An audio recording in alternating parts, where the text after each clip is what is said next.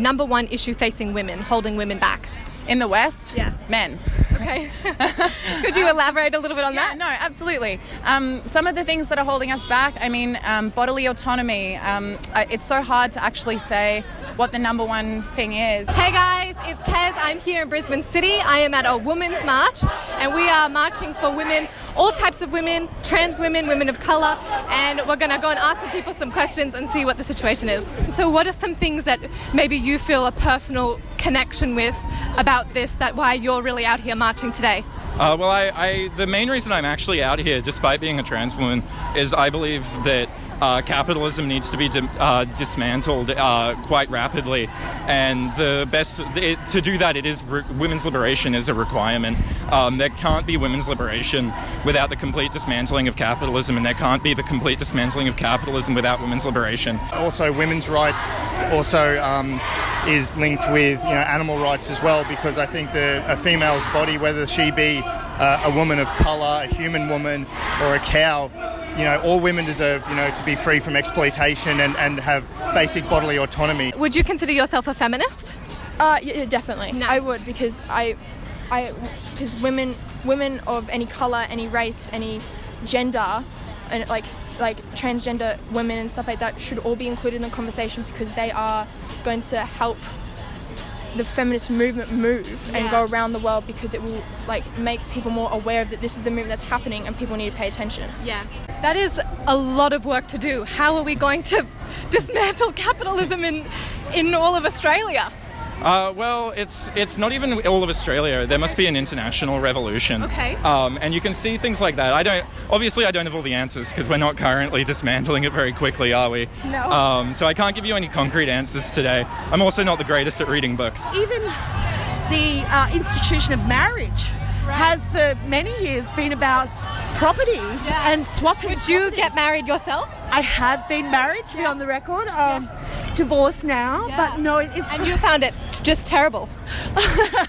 Probably because I married the wrong man. What is it about marriage that it really, really doesn't sit right with you? Well, because it was primarily and historically an exchange of property. So even in many countries today, dowries happen where you will sell your daughter for so many pigs, cows, farming land. You don't see that a lot in Australia, though. No, you don't. But we still do see arranged marriages here in Australia. By Australian people? Well, they're possibly Australian now, but usually from culturally and linguistically diverse. Is that dangerous to bring in people of cultures where they think that that's okay? Is there danger in that, or is there... It's a very good question. Yeah. I think most people who want to come and live here from multilingual and culturally diverse communities usually have an affinity with our values, and that's what makes them want to come here. What would you say that the main differences between men and women are that really differentiate the two sexes? It's just...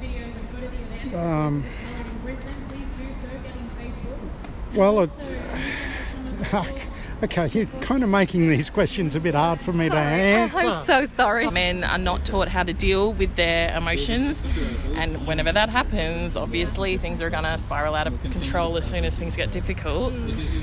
You've also got just a lot of cultural kind of content that pits women as objects and things to use and things to blame, and it's still a joke. Rape jokes are a joke still. How is that a thing? About the fact that women are sexualized from pretty much the time that they're born, and as they're children you become your gender, and you're gendered very quickly, and then from that gendering you are then subject to a whole wealth of violence and a whole wealth of sexualization and of objectification that you wouldn't be subjected to if you were gendered as male. Have you noticed that it's maybe harder now that you're a woman, or has there been much of a change? It is harder because a lot of places that I used to be able to get jobs easily as a truck driver, warehouse person, won't put me on because they don't think I'd be able to do the job. So it's almost like, oh, women can't drive. Now that you're a woman, you can't drive. Yeah, I can't do the job as a truck driver. even though you were doing it just fine as a man. Yeah, Isn't that ridiculous? it is. There's a huge gender pay gap. We have so much. What women are we seeing, particularly in what jobs are we seeing the gender pay gap?